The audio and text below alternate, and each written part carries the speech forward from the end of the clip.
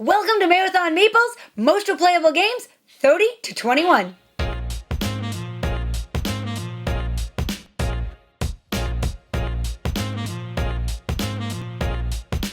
Number 30 is Brass Birmingham. I don't know if you know this or not. This was just voted #1 all-time game on BGG. I did not know that. It's slowly been kind of creeping its way up. For us, it's only number 30 replayable. So either we're missing something or I don't even know. It's an economic route building game for 2 to 4 players where you're just trying to expand your network and your facilities. But the interesting thing with this game is you can build off of other people's routes as well. What I like is the fact that in different rounds on this game, you're taking off some of your routes. So in each round, you're kind of restarting even though you already have locations around the board. Yeah, I like how this game scales to different player counts. So when we play at 2, we have to take a couple of the top sections of the board off. When you play at 4, you've got the entire board itself to play with. And it becomes, I really like it at 2, but it becomes better at more players because you can build off of more routes. Absolutely. Number 29 is Marco Polo. We sold our copy of the game, so pretend it's here, because we were going to bring in the next edition, and we haven't done that yet. But what I love about the game is the fact that you're rolling dice. You can do so many different things with them. You can decide to travel. You can build resources. People can block you out of actions, or they can cost you more and you can go sit on top of their dice. So there's just so many different moving pieces to the game, and you can try different avenues. And then you have gold cards that are going to change up how you play each game, as well as like a player power. There's lots of variability with the dice and where you're going around. The one reason I got rid of this, there's a couple of reasons I got rid of it. And this might be a little bit of a rant, so if you want to skip ahead, feel free. They have Marco Polo 1. They came out with Marco Polo 2. The one thing with Marco Polo 2 is they made it a standalone game, but they kept a lot of the same components in there. I still had to buy the camels. I still had to buy a lot of the different resources, when really all I wanted was that extra map board and some of the extra cards. So to me, I'm not a big fan when games just do a version 2 and I'm sharing components. I don't need 2 sets of camels in the house. Number 28 is Paladins of the West Kingdom. I like this game for a number of reasons. I like the box size. I'm always a box size guy. This thing is jam-packed, and they didn't make an inordinately large box for it. This is great at lower player count, and it's great at solo as well. I think when it comes to a lot of these replayability games, this is an easy game to remember, especially when you get back on the table, because the iconography is so good. Yes. The rule book is laid out, and everything just makes sense after you've played it once or twice. You can kind of remember the general game flow. So it's a fun game, it's easy to get back to the table, and it's easy to remember. Number 27 is Cloudspire. Now, this is a game that I absolutely adore. We play it both co-op, solo, and 1 versus 1. Well, you say it with the punches 1 versus 1, but you don't like playing 1 versus 1. I don't really like playing 1 versus 1. We have played it 1 versus 1. It's good. Matthias likes it 1 versus 1, but I get trounced. So playing the co-op together, or playing the solo together, or the co-op together is definitely more my feel. I love the chunky pieces and everything, and the way the book is laid out, you're playing a story. You can read the lore beforehand, get that game to the table, and I love it. One thing I find with this one, it's replayable when you have it set up and you can kind of go back to it. It takes a while to set up, and it has a lot of little abstract-y rules. The rule book can also be a little bit laborious to go through. So I find we haven't played it in a few months, and it's tough to get it back. Once we do get it back, then we play it a number of times before we put it away, and it kind of owns the table for a week or 2. But in terms of just like breaking it in and out, I find, at least from the replayability standpoint, that becomes difficult. But if you're willing to commit for a decent amount of time, that's where I feel the replayability comes in, because there's just so many different things going on all the time. Yeah, and for me, the replayability comes from the fact that every time we get it out, it's fun, it's different, yet you're still doing the same actions per se. So once, like you said, you remember it, you can go through multiple different scenarios. Yeah, and there's lots of agency because you can change the board state. And there's lots of different things that you can make all the games different. But it's getting it back to the table that can be kind of like the hard part. And where I would say from a gameplay replayability standpoint, this is up near the top of the list. But I think just what I was talking about before kind of drops it down to where it currently sits. Yeah, I think that's totally fair to say. Number 26 is Root. I think they did a really smart thing here because I like war games, but most people don't want to play them. But they kind of took it, they wrapped it up in this cute little shell with amazing art, great components, and the production really, I think, takes this from just being kind of like a war game, asymmetrical power game to like elevates it infinitely. And I mean, the area control is there. You have a lot of different elements, but even though it's mean, I don't like mean games, but I still really do enjoy Root. Well, I think it has to be mean. Like, you can't play this Root battle game without taking other people's units. It's not like a you go, I go kind of game. It's 1 versus 1 or 2 versus 2 or whatever it may be.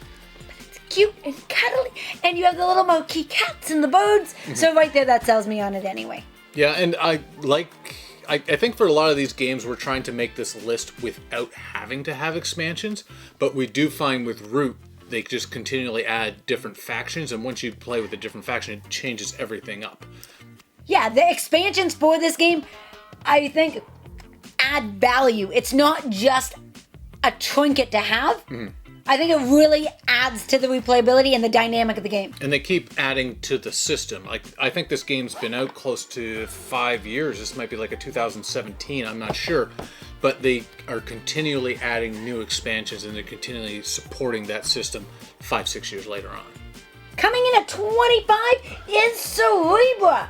Now, this has made other lists of ours being underrated, being kind of like an underdog game, but we love this game. Again, so it follows in the footsteps of Root. It is an area control game. You're playing different emotions. Think Inside Out, the movie toned board game. And you have really cool standees. There's all kinds of different pieces. Your codes are changing. So I think it's the variety of codes, the variability of, I guess, the player you're playing, and when you use codes and when you upgrade is really what keeps the dynamic flow of the game. Yeah, there's definitely a flow to the game because you have this, what are they called? It's a tower in the middle. I'm sure it has a different name, but there's a really cool tower you're building up the center. There's multiple different ways to win the game. Yeah, there's tons of different characters you take. There's lots of different routes to victory. The one thing I would say with this one, it's difficult to learn, but once you've learned it, it's not bad with the player aids and going back and forth. And you can play a game pretty quickly. Yes. I think from a value standpoint, this is one of our better values because this game it's still relatively cheap for what you get. I think it's Canadian. It's like 60 some odd bucks. And you get tons of cards, you get a huge board, you get this big plastic tower that you're building in the middle. It's great 1 versus 1, and you get a lot of game in this box. The solo is supposed to be good as well. I have yet to play the solo, but it's supposed to be very good. Yeah, we've played this a bunch of times. I never get into like kind of a regular game state. I'm always trying different things. There's A/B sides to the board, so it's well thought out. You can tell a lot of love went into this, and there's a lot of gameplay here. Yeah, and a lot of people, if you look at reviews online, people run away because of the rulebook, but there are more videos coming out. There's a lot of material now to back it up. The company has done some extra materials to kind of support the game. So if you're willing to dive in, it's definitely well worth it, and you'll get a lot of play. Yeah, I think a lot of the games we've covered so far today have that kind of fit. Cerebra, if you're willing to commit, you're going to like it. Cloudspire, same thing. Root, Paladins, Brass. So maybe this is a little bit more. These are heavier. Yes. At least at this point of the list, that you have to invest a little bit more. But then once you've done it, you've kind of almost front-loaded your time. Now you can just play, and you can play them numerous times. Yeah, and I think because of that learning curve, that's why they've fallen a little bit lower on our list, is because they're investments, and you can't just get them to the table real quick. Yeah. 24, as I talk about heavier games, now I have Cascadia. Cascadia is not that heavy, but it's really fun. It's Yes. really easy to play. So I think where this falls in line from the replayability standpoint is this is a breeze to get to the table. It plays differently every time. There's a great little campaign mode in the book where you have to score certain criteria and then you can kind of go on to the next level. Always fun, great components. It's just Anybody can. Yeah, it's Anybody can play it, and I think that's why this one is so amazing. It's replayable because of how accessible it is as a game. There's different colors, images, so if anyone has any, eyesight issues or anything like that, it works for them too. Chunky pieces that are fun. Non-gamers will be willing to play this. Yeah, so there's a reason why this game is so popular, and I don't know if it won Game of the Year. I think it did one time, and it's very high up on the BGG list. I love this game outside, too, because Yes. you have the chunky bits. You're basically putting down these wooden discs, and you have a couple cards, but you can tuck them underneath things if there's wind. But you can play the game outside, which is always a bonus. Coming in at 23 is Castles of Burgundy. Again, he sold it on me, so the box is here. Can I explain it? It's very much like Marco Polo. This game, about a number of years, they were coming out with a new 10th edition. I sold it in advance, going to get the 10th edition. I did not get it right away, and now there's yet another edition of Castles of Burgundy. So I am a bit of a rotate the collection kind of guy, and if I hear a new edition of the same games coming out, I will try to get ahead of it, get the old out, bring the new in, I bring the new in. As you can see, the Coco is on the back shelf.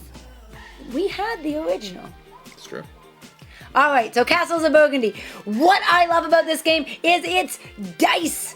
So you are going to be rolling. It's going to control what you can do, and right there changes up the game every time you play. Because depending on the numbers you get will depend on what tile you can draft, where you can put it on your board, and then you have a kind of tile laying pattern building that you are getting going. So you're going to be building out your kingdom and try to beat the other guy. Yeah, fun, quick, point salady.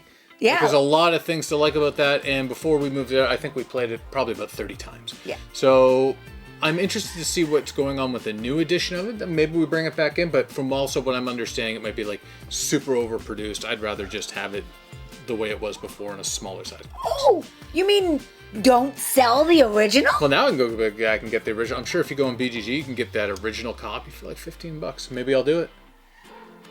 You heard him. You heard him. Free shipping. Number 22 is Meadow, a newer game, probably one of the bigger surprises for us in the last few years.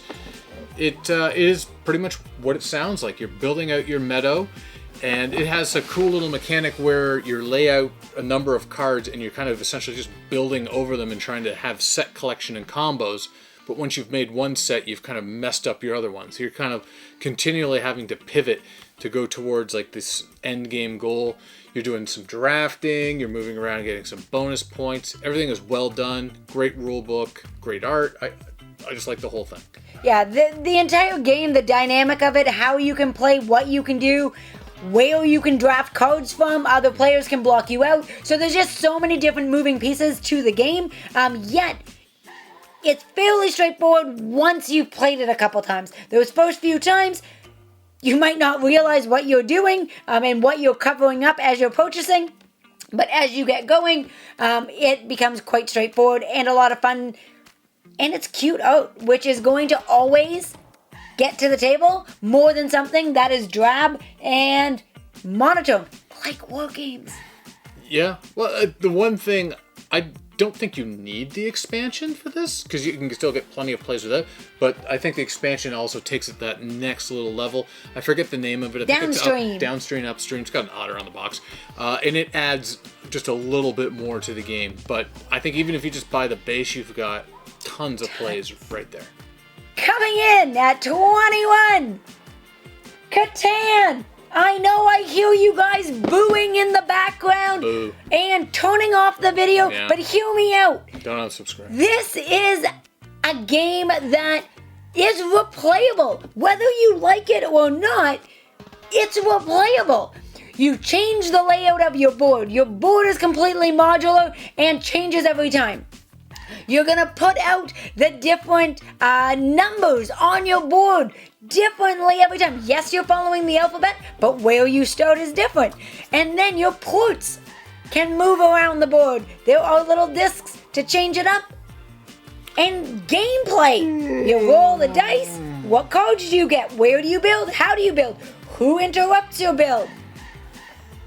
And Matthias is just going to groan the whole time because he doesn't like any of it. This is generally how I feel when I play Catan. We share our lists. This would probably not be anywhere close to mine, and this is right up near the top of yours. So, it's an older game. I think one thing, I'm not a big Catan guy, obviously you can tell, but this thing came out in like 95, so it was way ahead of its time. I think a lot of the replayability was because it was so far ahead of its time, and it's become almost like a family game thing. Like Monopoly can fall under the same line of, we played Monopoly 100 times when I was a kid. We played Catan, you and your family. We played Catan 100 times when you were a kid. But I think now that we're in 2023, board games have evolved, and then to no fault of a close to 30-year-old game, I would say that the replayability does not hold up. I get bored pretty quickly. I find that the initial Catan board state where I'm rolling for my sections, I'm putting down my stuff, I'm selecting what numbers I pick, and those first couple routes can like dictate the game. And now I'm just kind of, I have some agency, but I feel like I'm playing it out and it overstays its welcome. Supply and demand, negotiating, bidding, trading. It's all at war at our tables. So you like board games now? You don't like board games? I don't even know what's going on here. I like Catan War, where you're battling out for the sheep. Want my sheep? I'll take your wood. Oh, God. Yeah. Okay, so we will agree to disagree, but as always... It made the list. Lisa's right. I will always concede that. See? He's somewhat trained. There we go.